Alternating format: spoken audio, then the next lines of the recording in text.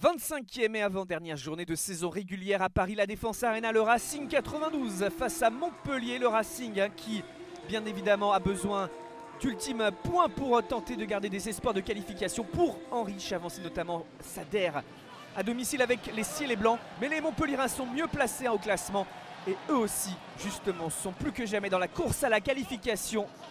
Autrement dit, match très important et décisif dans cette fin de saison régulière pour les deux équipes. Et ce début de partie se décante avec qui d'autre? Henri Chavancy qui vient aplatir et marquer le premier essai de ce match. Il soigne sa dernière devant son public, s'est transformé derrière pour le 7-0. Prise de balle maîtrisée par Darmon et justement le réveil montpelliérain quelques instants plus tard avec cette action qui se termine par l'essai de Jordan. Où est l'essai qui vient sonner la révolte, l'égalisation derrière pour le 7 partout sur la transformation. Et puis ensuite il faut attendre quasiment la demi-heure de jeu pour voir de nouveaux points au pied Nolan Le Garec sur pénalité. On est en fin de première période, il s'est passé quelque chose dans ce ruck, dans ce déblayage. Monsieur l'arbitre revient à la faute.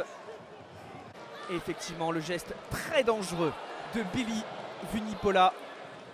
Carton rouge contre le joueur de Montpellier.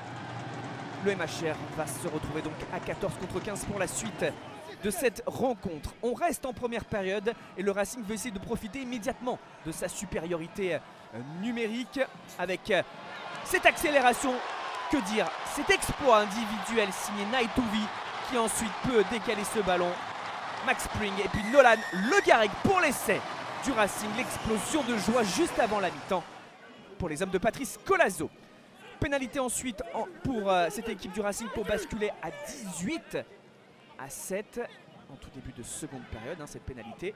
Le Garec au pied.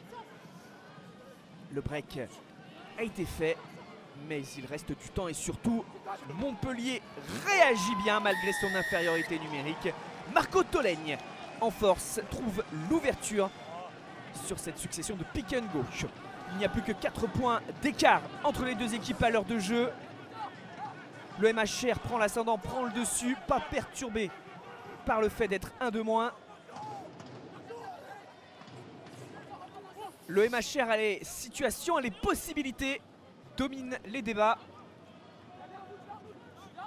Situation d'avantage justement sur cette séquence.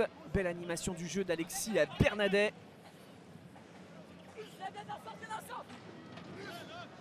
Il cherche les possibilités, le demi de mêlée.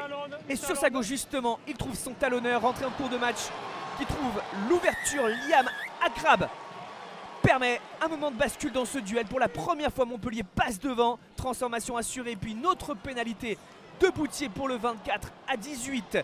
Le Racing a peut-être sa dernière munition sur cette contre-attaque. Tuisova, l'exploit, le surnombre possible.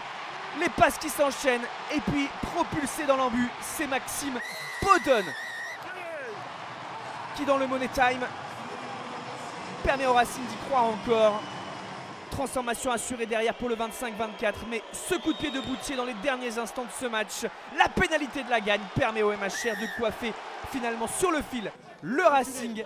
27-25, la sirène, et c'est donc Montpellier qui signe un succès à l'extérieur ultra précieux dans la course à la qualification.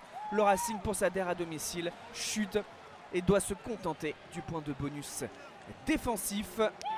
Henri Chavancy, cet homme qui a tout donné pour le maillot ciel et blanc, forcément déçu, qui a marqué un essai mais qui va être fêté comme il se doit par le public d'un club pour lequel il aura tout donné.